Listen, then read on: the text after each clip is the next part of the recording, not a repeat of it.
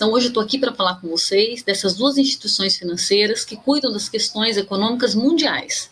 Tá? Nós vamos falar do FMI, né, que é uma instituição financeira que foi criada, ela faz parte da ONU, e o objetivo é estabilizar as questões econômicas mundiais. Já o Banco Mundial também foi criado, né, logo depois da Segunda Guerra Mundial, com o objetivo de financiar programas sociais, ajudar na reconstrução, né, dos países arrasados pela guerra depois da Segunda Guerra Mundial, e também financiar alguns programas sociais, sobretudo em países em desenvolvimento. Então esse é o nosso assunto de hoje.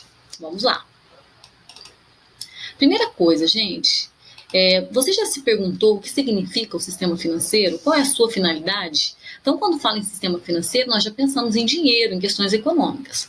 Para compreender o sistema financeiro, nós temos que entender, então, que ele envolve bancos privados, bancos estatais, ministérios da Fazenda, investimentos, né, agências de investimento de especulação, como as bolsas de valores, tá? Então, envolve uma série de instituições, tá? Então, nós podemos compreender o sistema financeiro como um conjunto de instituições e instrumentos que visam oferecer diversas alternativas que assegurem a aplicação e a captação de dinheiro, de recursos.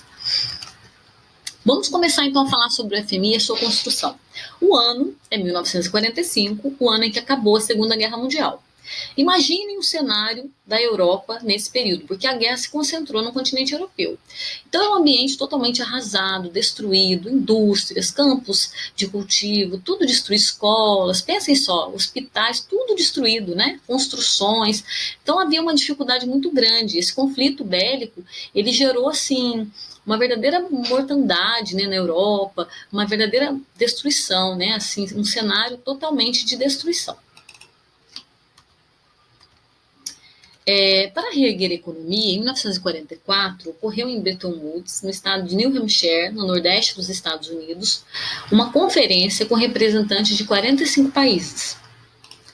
Tá lá. Uma cooperação foi feita a partir daí para que os países, né, tivessem uma instituição internacional que evitasse, né, os erros das políticas econômicas que resultaram, por exemplo, na tão famosa crise de 29, né, que foi chamada de Grande Depressão. Essa crise ela aconteceu em 1929 nos Estados Unidos e o mundo inteiro sofreu. Então, o que aconteceu? Houve uma crise na Bolsa de Valores de Nova York nos Estados Unidos e essa crise afetou o mundo inteiro. O que percebe-se a partir daí? Que a globalização econômica já estava, né, em percurso, já estava acontecendo. E aí, nesse período, o Brasil mesmo sofreu, porque quem comprava o café brasileiro, o Brasil, a economia era gerada em torno do café. Quem comprava café do Brasil, principalmente, eram os Estados Unidos. Eles estavam em crise, não compraram café e o Brasil também entrou em crise. Então, vários foram os países que sofreram essa crise por esse motivo e por muitos outros, né? Então, era necessário, percebeu-se a necessidade de uma instituição financeira internacional que intermediasse as relações entre os países para evitar essas crises. Ou seja, uma instituição que pudesse emprestar dinheiro, né, que pudesse gerar um equilíbrio nas contas financeiras mundiais, né, para evitar um colapso econômico maior. Portanto, em 1945, foram assinados por 29 países os termos da criação do FMI. Tá? Então, o FMI começou com 29 países e hoje ele tem 188. Então, vamos falar como que funciona o FMI. Então, cada país contribui com uma cota. Cada país contribui com um valor de acordo com o seu PIB, ou seja, os países mais ricos, eles contribuem com uma cota maior, os países mais pobres com uma cota menor. Então, hoje, o país que mais contribui são os Estados Unidos. E aqueles que mais contribuem, eles têm um poder de voto maior dentro do FMI e também podem pegar um empréstimo no valor maior. Qual é o objetivo, então, do FMI? Regular o sistema financeiro mundial, garantir a estabilidade financeira, facilitando o comércio internacional e promover um desenvolvimento sustentável das nações. Como eu falei, né, para o financiamento do FMI, cada país membro contribui com uma cota, sendo que o valor é estipulado com base no orçamento do país, ou seja, no seu PIB. Quanto mais um país contribui, maior peso ele tem, né, nas decisões do FMI. E, consequentemente, maiores são os empréstimos que ele vai poder solicitar. Atualmente, são 188 países dos 193 que compõem a ONU. Não estão no FMI Cuba, Coreia do Norte, Liechtenstein, Andorra e Mônaco. Os 17 países que mais contribuíram, isso em 2015, né, somaram 60% do orçamento. Só para vocês terem uma ideia de que poucos países contribuem mais com a FMI. O Brasil, mesmo com a crescente participação que vem tendo nos últimos anos, porque o Brasil tinha uma dívida com a FMI, ele conseguiu quitar em 2005. Né, e hoje a cota de participação dele gira em torno de 2,32% da instituição. Agora vamos falar um pouquinho por que o FMI é considerado um cavalo de Troia. Até eu coloquei algumas charges aí, né? Aqui eu coloquei, vou voltar aqui para mostrar para vocês, né? O FMI como um cavalo de Troia. O que é o cavalo de Troia? Né? O cavalo de Troia foi um presente dos gregos para os troianos, né? Aparentemente era um presente, né? Que foi colocado dentro da cidade, e aí estava dentro desse cavalo, tinham vários soldados. Então, à noite, quando os troianos estavam dormindo, depois de ter festejado o fim da guerra, porque acharam que era um acordo de paz, né? Os soldados saíram no cavalo e arrasaram com a cidade de Troia. Então, é a mesma coisa. É aquilo que aparentemente é bom, mas no fundo, vai te causar um estrago grande. Então, o FMI seria considerado um cavalo de Troia porque ele empresta dinheiro a juros.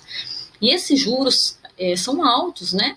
Esse empréstimo ele é pago aí no mínimo um tempo, no mínimo de 10 anos. E os juros são muito altos. E aí, muitas vezes, o país não consegue quitar a dívida, fica pagando juros.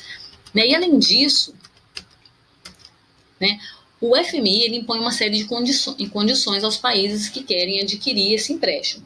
Tá? Então, assim, um país, para poder receber empréstimo do FMI, ele tem que estar garantido de que ele vai pagar. Então, o FMI propõe aos governos endividados restrições aos gastos públicos. Então, o país tem que cortar gastos. Ele propõe a diminuição de salários de funcionários públicos, né? Diminuição dos gastos públicos, a elevação dos juros para desacelerar a economia e, consequentemente, a inflação. E aí ele também propõe a desvalorização da moeda do país como uma forma de incentivar as exportações e restringir as importações. Então ele põe uma série de austeridades econômicas que o país sofre muito. Então por isso que ele é considerado um cavalo de Troia. Nos últimos anos, o FMI ele vem reformulando suas recomendações. O grande problema é que as medidas do FMI geralmente recaem sobre a maioria da população, pois é mais fácil para os governos controlar os salários e reduzir os gastos públicos relacionados às áreas de saúde e educação. Então, assim, um país pega empréstimo com o FMI, né? E aí, com isso, ele tem que conter gastos. E aí ele não consegue gastar o dinheiro que ele tem com saúde, educação, ele corta gastos nessas áreas. Então, quem sofre mais é o povo. Né? Tá lá, o menino perguntando na chat, pai, o que significa FMI? Fome, miséria e impostos altos, não Fundo Monetário Internacional. Então, seria uma crítica, né? Agora, vamos falar do Banco Mundial, que é uma outra instituição financeira internacional. Esse aqui é o diretor do Banco Mundial no Brasil, Martin Heiser. E o Banco Mundial é uma outra instituição que foi criada na Conferência de Bretton Woods, lá nos Estados Unidos, durante a Segunda Guerra, em 1944. Então, lá. Primeiramente, com o intuito de reconstruir a Europa devastada por causa dos conflitos, e não tinha intenção de fazer uma competição entre os bancos privados. O objetivo era financiar projetos ligados às obras públicas e promover a entrada de capital estrangeiro. Ou seja, o objetivo era levantar a Europa, que estava destruída depois da guerra. Ele foi criado sob forte disputa econômica entre os diversos países, principalmente a Inglaterra e os Estados Unidos, porque a Inglaterra queria que a sede do Banco Mundial ficasse na Europa. E os Estados Unidos queria que a sede ficasse nos Estados Unidos. Por fim, né, a Inglaterra perdeu, né, e os Estados Unidos venceram por insistência do presidente na época, que era o Roosevelt. E a sede ficou em Washington. Lembrando que a sede da ONU é em Nova York. A sede do Banco Mundial é em Washington, né, a capital dos Estados Unidos. O primeiro país que pegou empréstimo com o Banco Mundial foi a França. Né, foi uma operação arriscada, porque comprometia uma parcela significativa dos recursos e eles não tinham uma definição exata para o destino e aplicação desse dinheiro. Eles queriam reconstruir o país. Esse primeiro empréstimo foi no valor de 250 milhões de dólares, né? Então foi uma forma do governo francês equilibrar suas finanças. No período da Guerra Fria, era visível a influência política dos Estados Unidos em relação ao Banco Mundial. Eu comentei com vocês sobre a Guerra Fria, né? Os Estados Unidos tinham muito poder nesse período, tanto que a Polônia e a Tchecoslováquia, elas eram socialistas e pediram empréstimo para o FMI para o FMI não, desculpa, para o Banco Mundial, né? Eles quiseram pegar empréstimo para essa instituição e o Banco Mundial não aceitou, por eles serem socialistas. Então a gente percebe a influência dos Estados Unidos. Então funciona como uma cooperativa, né, como o Fundo Monetário Internacional, ele também tem 188 países, e esses países aí, né, os líderes, se reúnem uma vez por ano no encontro anual do Banco Mundial. No ano de 2010, o poder de voto foi revisto para aumentar a força dos países em desenvolvimento, principalmente por causa da ascensão da economia chinesa, e hoje os países que possuem maior poder de voto, né, são Estados Unidos, Japão, China, Alemanha, Reino Unido, França e Índia. O Brasil também foi beneficiado com muitos ganhos do FMI, né? O FMI não, do Banco Mundial, desculpa, gente, do Banco Mundial. O Banco Mundial atua, então, como uma cooperação de países que disponibiliza recursos para apoiar esforços das nações em desenvolvimento. Então, o objetivo principal é reduzir a pobreza e as desigualdades. O primeiro empréstimo que o Brasil recebeu do FMI foi em 1949, para algumas áreas de infraestrutura, né? O valor foi de 75 milhões e sendo finalizado em 1954. Até 2014, o Brasil já tinha conseguido 511 empréstimos com o Banco Mundial, né, que foi investido em diversas áreas desse dinheiro.